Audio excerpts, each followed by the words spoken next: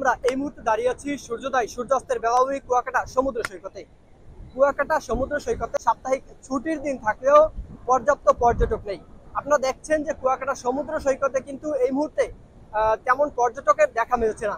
কারণ বর্তমান তাপদাহে মানুষ এই পর্যটন কেন্দ্রে কিন্তু তাদের স্বাচ্ছন্দ্য বোধ করছে না, অর্থাৎ সে কিন্তু ইচ্ছা মতো ঘোরাফেরা করতে পারছে না বা সময় পার করতে পারছে না। অনেক সময় পরিবার নিয়ে আসেও শিশুদের নিয়ে পড়তে হয় বিপাকে, কারণ তীব্র গরমে শিশুরা বমি করছে এবং অনেক সময় শিশুদের গায়ে জ্বর উঠে যাচ্ছে। তাই একটি ঝামেলা এড়াতে এই সময়টা ভ্রমণ করছে না, বিশেষ করে পরিবার ট্যুরগুলো।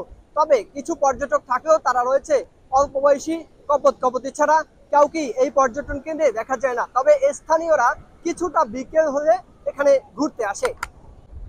আমরা যেমনটি লক্ষ্য করেছি যে এখানে কিন্তু সেই পর্যাপ্ত তীব্র গরমে দিনের বেলায় সকাল 11টা থেকে বিকেল 4টা পর্যন্ত একেবারেই পর্যটক শুরু থাকে। তবে 4টার পরে কিন্তু কিছু সংখ্যক পর্যটক কুয়াকাটা বিচে আসেন। তবে আমরা যেমনটি কুয়াকাটা টুরিস্ট পুলিশের সাথে কথা বলেছি, তারা আমাদের জানিয়েছেন যে এই মুহূর্তে পর্যটক কম থাকলেও সর্বোচ্চ নিরাপত্তা দিচ্ছে এই পর্যটকদের। কুয়াকাটা থেকে হাফিজুর রহমান আকাশ, গ্লোবাল টিভি।